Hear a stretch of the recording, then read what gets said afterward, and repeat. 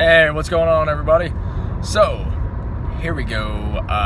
Big news. I guess not big news, actually. It's just more contract news. It's what happens in the off-season every year. Players want more money, and rightfully so. They only have a limited career, and if they don't want to go working fast food restaurants and stuff like that after they spend all their money, they need to make money now and hopefully invest it properly. So, now we get to the contract talks. That's when they want to make more money. So we have Melvin Gordon talking about sitting out the whole season, pulling a Le'Veon Bell. That is a super important situation to watch. He's also saying he's demanding a trade if he doesn't get that contract. So that is a real big thing. But we had that happen at Le'Veon Bell last year. It screwed a lot of people up because you don't know when he's going to report. Is he going to come mid-season? Is he going to come 3 games, 2 games, 1 game in? Are the Chargers going to sit there and say, hey, I mean, there's like 4 options in my mind that's going to happen. Either A, they're going to get signed before the start of the season. I don't see that one happening. B, because they said, the reason I don't see that one happening is because they said that they're just far off on the talks. B, you've got, they could sign him in the middle of the season, and that's after either he caves or they cave or something like that, and that's during the middle of the season because they start losing a couple games, they realize they need him. Then you've got C. Oh, sorry guys. Then you got C, which is he holds out to the end of the season, and those B and C are my 2 likely scenarios. And then you got D, he's traded, and you just don't trade Melvin Gordon when you're the Chargers. You don't really have anybody in the whims waiting. I mean, Josh Jackson, I think is what his name is, and what's the guy's name? Eckler. I was gonna say, that's like I couldn't get it on the tip of my tongue. I knew it started with a vowel. But yeah, no, these guys. I mean, are they the next Melvin Gordon, or are they kind of little small backs? I mean, I don't think Josh Jackson's actually that small, but I haven't seen him play too much. I don't know too much about him. I know Eckler's kind of he reminds me of like a Darren Sproles type of individual. Good, I mean, a little lightning, a little firecracker, but sometimes you need to pound the rock, and that's why you need a big guy like Melvin. So I don't see them trading him. It wouldn't make sense to me if I was a Charger, unless they were saying, hey, let's trade him, get rid of Phillip Rivers, everybody's getting out of here, Keenan Allen, and we're just gonna restart this thing, and maybe that's what they do. I don't think they're in that mode. I think they're in the win right now mode, because Phillip Rivers is getting older, and there's only so much time for Mr. Rivers left in his career. So that's probably the scenarios. Either he's going to hold out till mid-season, or he's going to hold out the whole season. And you know what? He's a running back. It makes sense to me. Get your money. You only have like a 5 to 8 year career if you're lucky. So yeah, get your money, man. So then the other contract news you've got, Julio's waiting for his deal. You got Amari Cooper waiting for his deal, and Michael Thomas, who I think the Saints said that they've offered him 17 to 18 million a year. He wants 20 million. He wants to be the first wide receiver to get over the $20 million mark. Odell, I think, currently the highest paid receiver right now at 18 million a year. So you're looking at somebody that wants to, get in, they're $2 million away. That's kind of a far gap, especially with all the cap space that that you've got to kind of manage. When you're talking $2 million, that's another couple players, potentially, veterans that are, at that $875 or $800,000 mark. So it's a big decision for the GMs up there. So I mean, that's I don't know. I haven't read too much that he's pissed off and he's not going to come back. He's going to hold out in a training camp. But I haven't looked into it too much. I just got the news about it, and I don't know why I missed all the news prior to this. But it seems like he might. I mean, who knows? He might hold out. I don't know. I would if I was him, honestly, because in the Melvin Gordon situation, he's trying to get probably 15 to 20 million a year, something like what Lev got and Gurley got. But Melvin's making he's set to make 5.6 million this year, whereas Michael Thomas is only set to make 1.15 million. bro, that is, for what that guy does, that is cheap. And if I'm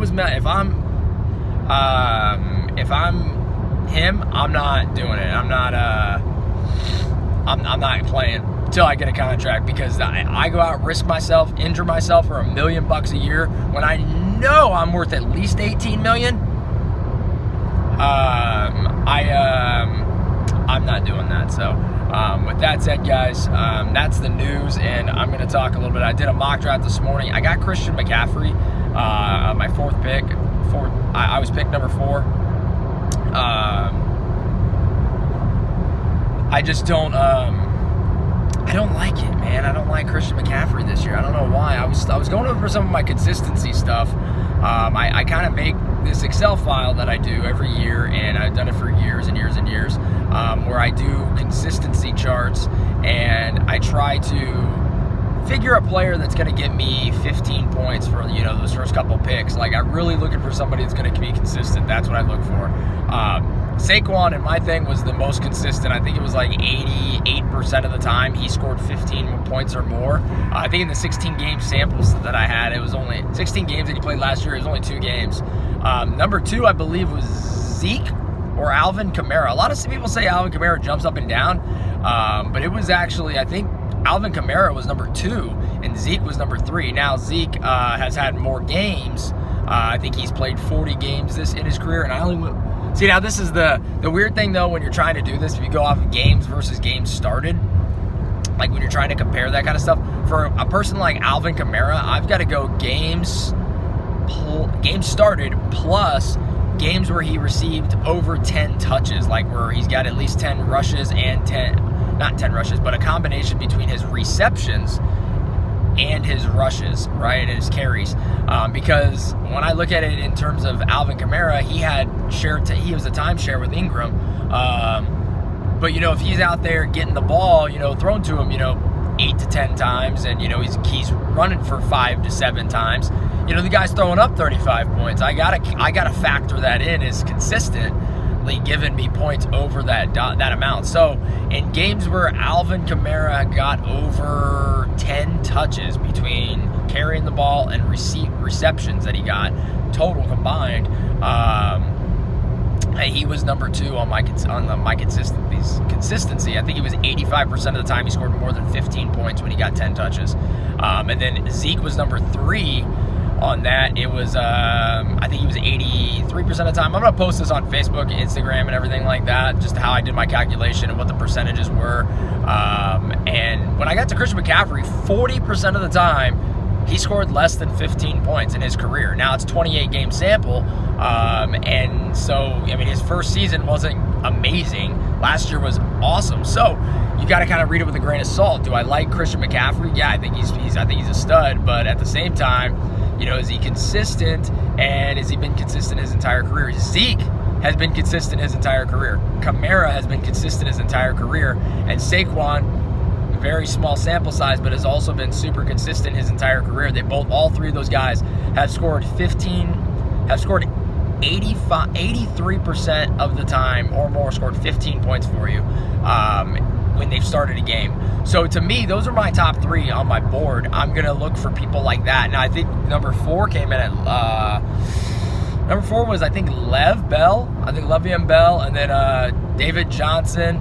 And then I think that's where I got Christian McCaffrey. I think was number 7. Surprisingly was Joe Mixon was in there pretty high up. I'm gonna have to look a little bit more into Mixon. I didn't really pay too much attention to him last year. I think he was on a team in my league that had not done well. So I'm like, I tend not to pay attention too much to. They got a few studs on their team, but they're not a threat to me. I'm really trying to focus my attention on the other players and on the other teams that I'm playing against, so I can really get an advantage. And I'll go into that later, that kind of stuff. But yeah, I'm gonna post up those consistency things. I usually run through the top 20 running backs. I usually run through the top 20 wide receivers, top 10 tight ends, top 15 quarterbacks. And so I'll usually do a spreadsheet of them, and I try to get, based on their career. Like quarterbacks, if there's data to go back 5 years, that's about as far back as I'm going to go. Running backs, they have short careers, so I try to use all their entire career if I can when I make the consistencies. Wide receiver is a little different. I won't go back more than 5 years. I just don't. I mean, because offenses change, things like that. I won't go back more than 5 years on a wide receiver. And then tight ends, I mean, it depends on the tight end. I mean, it just depends on the tight end. If they've got data dating back, like Gronk, I'm not going back. I know he's retired kinda now. I'm not going back on Gronk for 7 years. I'm going to go back in probably the last 3, maybe 4 years. And then you get an injured year. I pop out those games where they didn't start or they were injured or something like that. You just remove those games from there because they're just not part of the sample. Because you can't predict injuries and times when the person doesn't start a game and it hits their percentages, right? So you look at a person like Le'Veon Bell. He's missed a lot of games. In his career because of injury or whatever it may be, suspensions. Zeke's done the same, right? Now, if I included all those games where I was like, oh, well, he was supposed to play 16 games, but he only played 10 because he, got suspended for, doing whatever he does, then it's not right. You just go off the games that they started, and in certain situations when you've got these guys that don't start or they're in a timeshare, but they're really good players like Kamara, you've got to kind of make a judgment call, and for me, it's usually about 10 carries. If you get 10 touches in a game, I feel that's pretty decent. And I think average, Kamara only gets like 14 touches in a game. Like when I was going through his average, his career, it was only like 14 touches. The dude's freaking lightning. Whereas you got Zeke gets an average of, I think, 25. Lev was getting an average like 24. And you've got Saquon getting an average of like 22, I think, last year, touches.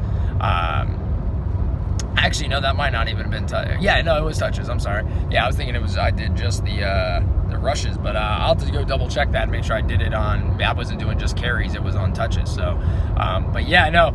So with that, guys, I'm gonna sign off. I will post my mock draft on Instagram. I'll post the consistency stuff. I'm gonna start posting that on Instagram too, Facebook and all that. So like, follow, share, subscribe, do your thing, guys. Tackle those buttons. I appreciate it. And I'm gonna sign off, and my wife's buzzing me in here, so I gotta chat with her. All right, guys, take it easy.